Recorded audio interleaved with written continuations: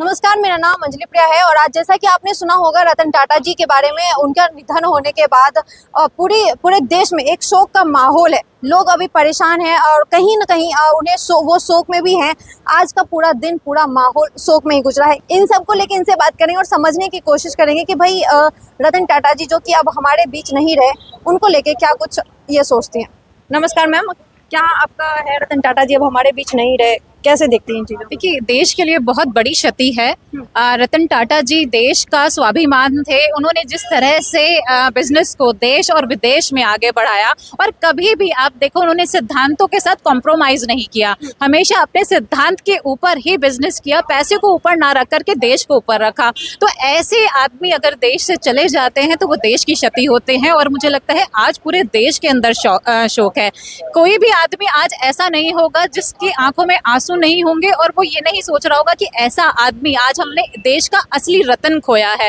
तो इस तरह के लोग हमेशा आप देखेंगे कि बहुत कम मिलते हैं देश के अंदर और ये हमारे देश की बहुत बड़ी उपलब्धि भी मानिए। और एक मैं कहूँगी कि इस तरह के रतन जो हैं अगर चले जाते हैं तो उनको दोबारा से देश के अंदर कहीं भी मिलना या उनका दोबारा से उत्पन्न होना बहुत बड़ी बात होती है।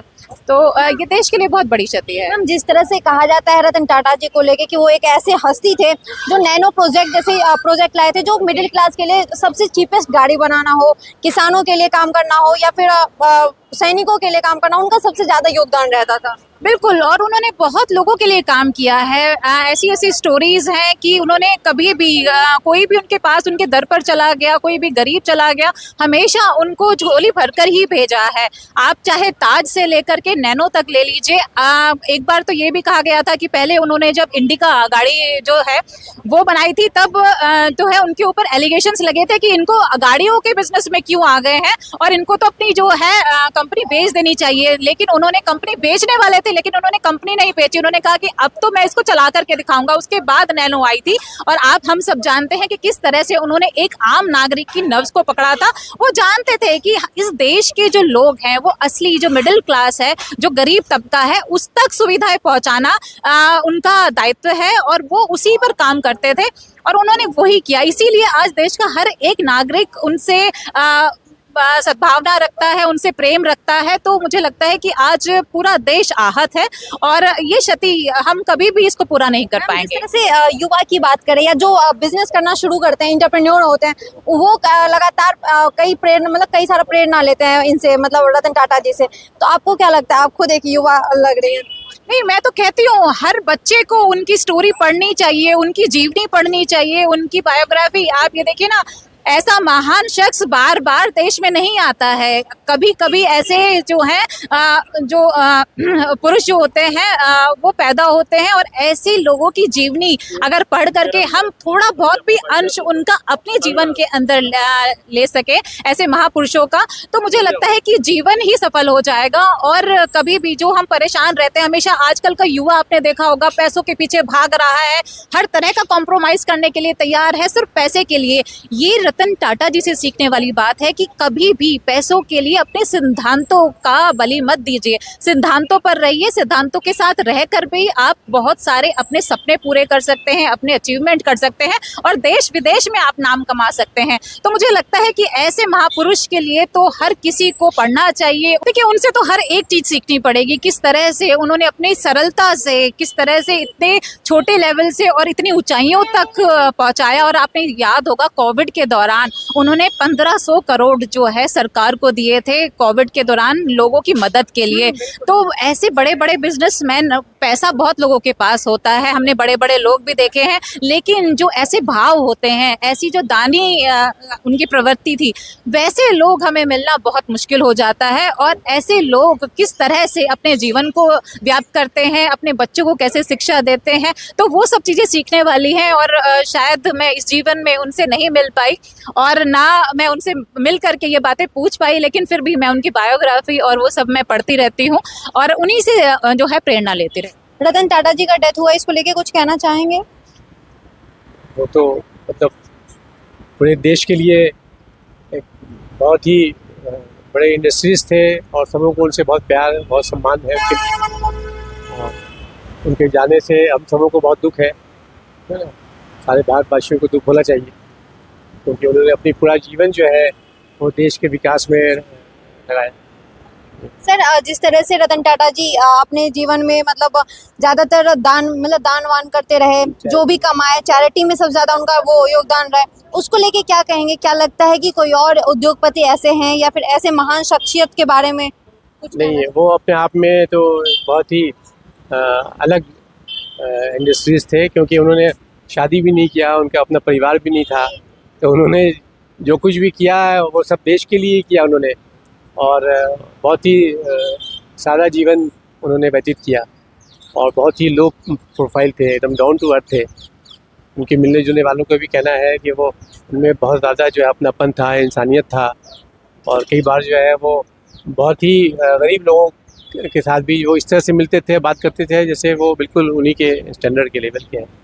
इसलिए उनका तो कोई पैरेलल नहीं है, और हम लोग को इस बात का बहुत दुख है कि हम लोगों ने एक ऐसे शख्सियत को खोया है। सर उनके लिए ये कहा जाता है कि मतलब सरकारी जॉब करना और रतन टाटा के कंपनी में जॉब करना बात बराबर होता था, क्योंकि जिस तरह से उनके लिए सहूलियत होती थी और वो मतलब लगाव रहता था, लोग छोड़ के ही नहीं जा पाते थे, और वो ऐसा कुछ होता भी नहीं था कारण कि वो उसे छोड़ना पड़े लोगों को। बिल्कुल बिल्कुल, उनकी कंपनी की मैनेजमेंट जो है वो मतलब प्राइवेट क्या गवर्नमेंट से भी अच्छी थी, और लोगों को जो फैसिलिटीज़ थी, लोगों को जॉब सिक्योरिटी जो थी वो और इंडस्ट्रीज़ में बहुत रेयर होती है। इसलिए अपने आप में उनके जो एम्प्लॉइज़ थे उनको भी बहुत इस बात का गर्व था कि वो टाटा कंपनी में काम करते हैं। अच्छा, टाटा जी जिस तरह से विश्वास पैदा किए थे, लोगों में बनाए थे, उनके बाप दादा जी के समय से वो विश्वास था और वो लगातार वो बढ़ाते गए रतन टाटा जी। लेकिन अब उनके चूंकि परिवार में आगे कोई है नहीं, तो आपको क्या लग रहा है वो चीज़ आगे बढ़ेंगी या फिर? देखिए, जिस तरह से उन्होंने इस्टेब्लिश किया है कंपनी को, हमें लगता नहीं है कि कोई दिक्कत आएगी। उन्होंने जो सिस्टम बना दिया है और जिस तरह से काम हो रहा है वो मेंटेन रहेगा, और इसी वजह से हमें उम्मीद है कि लोगों का विश्वास जो है उनकी कंपनीज़ के साथ वैसे ही रहेगा उनके बाद भी, क्योंकि पिछले 40 साल में उन्होंने अपनी कंपनी को बहुत मजबूती दिया है, और उसमें अब जो है वो उसी स्टैंडर्ड को मेंटेन किया जाएगा। सर जिस तरह से व्यापारी हो या कोई एंटरप्रेन्योर हो, कोई युवा हो, वो क्या सीख मिलती है रतन टाटा जी से, क्या प्रेरणा ले सकता है? अगर कुछ बताना चाहें आप। भाई, उन्होंने हमेशा जो अपने काम पे ध्यान दिया, उन्होंने अपने पर्सनल इंटरेस्ट को कभी भी उन्होंने आगे नहीं आने दिया, और इनके साथ जिन लोगों का भी मिलना जुलना होता है, सबों ने इस बात को ही बताया है कि उन्होंने हमेशा प्रायोरिटी दी है अपने काम को, बिजनेस को, है ना। और कोई भी पर्सनल भी उनकी अगर एक्टिविटीज़ होती थी, कोई इवेंट्स होता था, उसको वो मिस कर देते थे अपने। अगर कोई इनके पास काम आ गया, कोई बिजनेस आ गया, कोई मीटिंग हो गई, तो सब छोड़ करके वो उसको अटेंड करते थे, प्रायोरिटी देते थे। तो उन्होंने हमेशा जो है वो बिल्कुल प्रायोरिटी दे करके अपने बिजनेस को आगे बढ़ाया। आपको लगता है भारत रत्न उन्हें मिलना चाहिए या नहीं मिलना चाहिए? बिल्कुल मिलना चाहिए, भारत रत्न उन्हीं को मिलना चाहिए, और अगर कोई किसी इंडस्ट्रीज को मिलना है तो उन्हीं को मिलना चाहिए। हाँ, बिल्कुल बिल्कुल, वो इस काबिल थे कि इस काबिल थे उन्होंने, और अपने पे कभी फजूल खर्चा नहीं किया। और जो लोग करते हैं कि भाई अपने फैमिली के फंक्शंस में, प्रोग्राम में हज़ारों करोड़ रुपया खर्च कर देते हैं, वो कभी भी इस तरह का कोई वेस्टेज नहीं किया। उन्होंने हमेशा अपने कंपनी को साउंड बनाया, फाइनेंशियली स्ट्रॉन्ग बनाया। तो ये इनके जो शेयर होल्डर्स हैं सब उनसे बहुत सेटिस्फाइड है, सब उनको बहुत भरोसा करते हैं टाटा की कंपनीज पे। ये सब प्लस पॉइंट है। तो आखिरी में अगर कुछ कहना चाहे रतन टाटा जी को लेके, जो भी आपको सही लगे, कुछ एक्सपीरियंस? हम सबों का जो है वो, हम उनको श्रद्धांजलि देते हैं और ईश्वर से प्रार्थना करते हैं कि उनकी आत्मा को शांति दे, और हमारे दिल में हमेशा उनके लिए जगह रहेगी। रतन टाटा जी का डेथ हुआ है, इसको लेके देश का युवा क्या सोच रहा है? क्योंकि देश में जिस तरह से भारत रत्न से सम्मानित, हालांकि अभी उन्हें करने की बात कही जा रही है, तो क्या कुछ कहना चाहते हैं? सो मैं सोचता हूँ कि like he is already a legend for Indian businessman, Indian business community, and the kind like I belong from Jamshedpur, you know the आप सिटी। जमशेदपुर से? हाँ हाँ जी।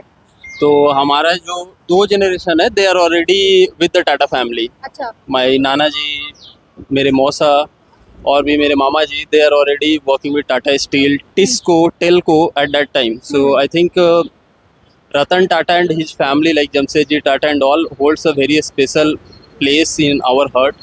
And I was really, disappointed when I heard this news.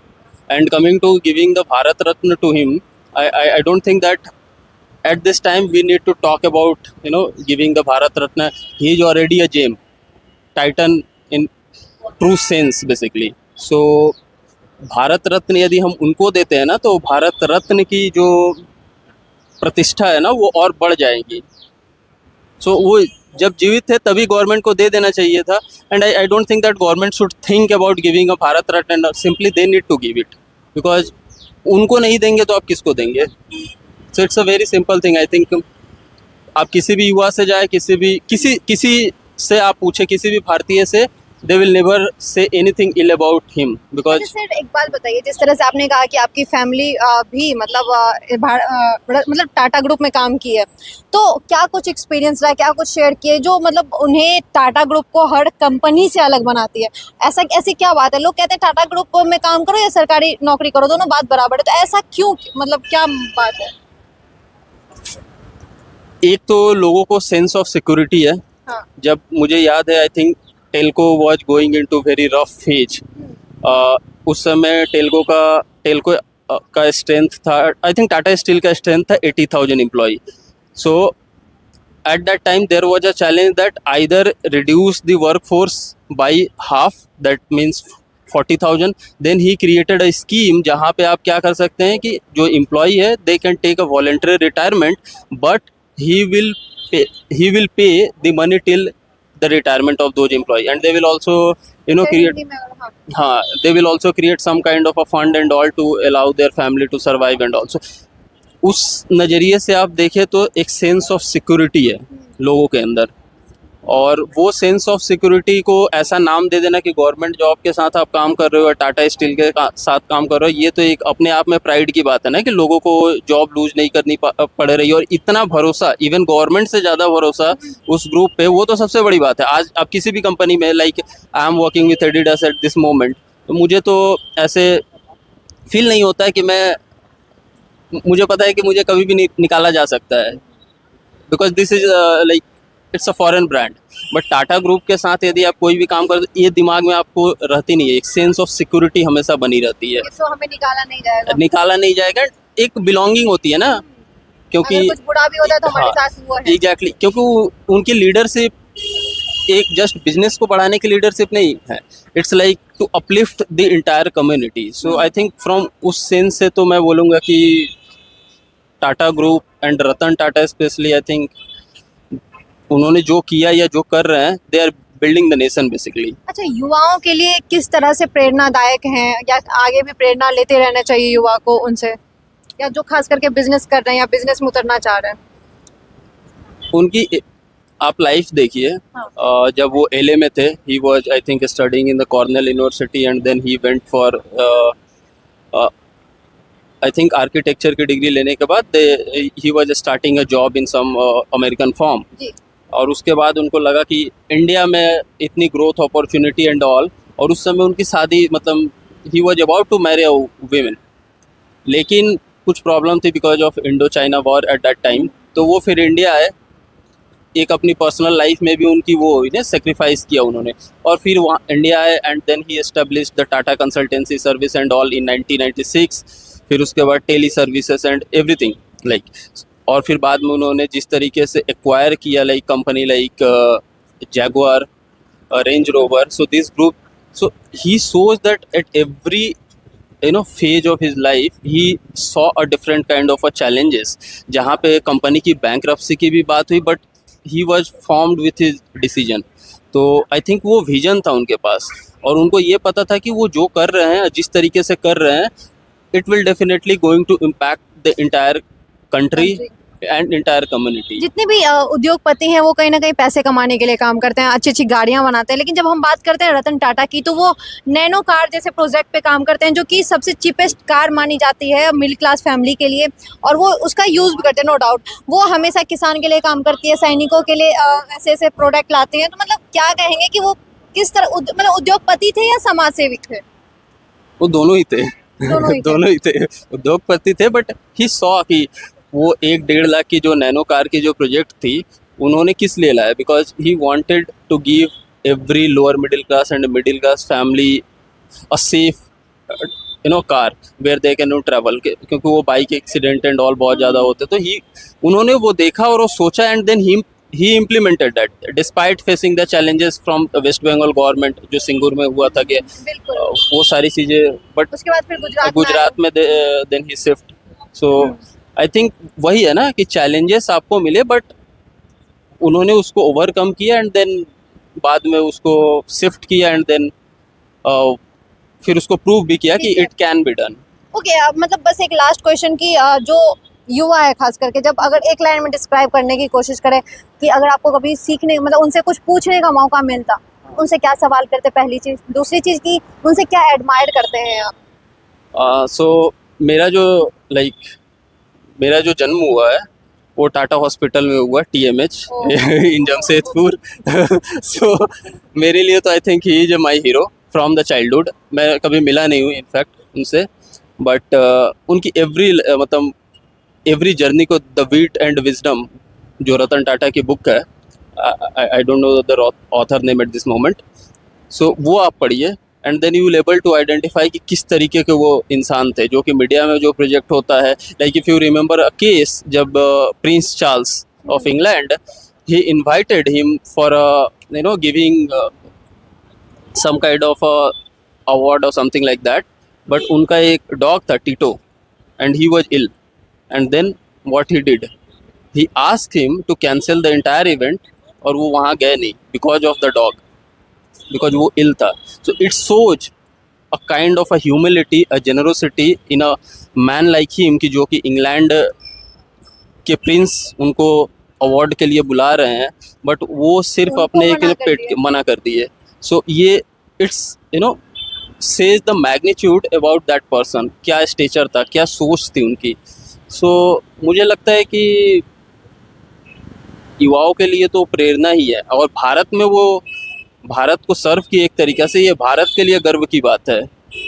तो मुझे लगता है कि और उनकी, आप क्या एडमायर करते हैं अगर उनसे, अगर या युवा क्या एडमायर? आई थिंक उनकी जो इथिकल लीडरशिप है वो मैं बहुत ज़्यादा एडमायर करता हूँ, क्योंकि इंडस्ट्रियलिस्ट तो इंडिया में बहुत हुए, बट उनके तरह विजनरी एंड इथिकल लीडरशिप के साथ आगे बढ़ना, वो आई थिंक मैं बहुत ज़्यादा एडमायर करता हूँ। So, thank you so much, thank you. बात करके बहुत अच्छा लगा आपसे। आप जमशेदपुर से हैं, आप टाटा मतलब हॉस्पिटल में ही जन्म लिए हैं, आपकी पूर्वज भी वहीं काम किए हैं। आपने जिस तरह से बताया, मतलब काफ़ी अच्छा था वो एक्सपीरियंस, मतलब आप एक्सपीरियंस भी किए हैं उन चीज़ों को, तो बात करके बहुत अच्छा लगा। और अभी जिस तरह से भारत रत्न मिला नहीं हालांकि, लेकिन मिलने की बात की जा रही है, रतन टाटा खैर भारत रत्न से भी ज़्यादा उनका व्यक्तित्व महान है। उनके व्यक्तित्व के बारे में शायद कोई शब्द शायद पूरा नहीं कर सकता उनके व्यक्तित्व को, उनके महान व्यक्तित्व को, और ना ही उन्हें व्याख्या कर सकता है।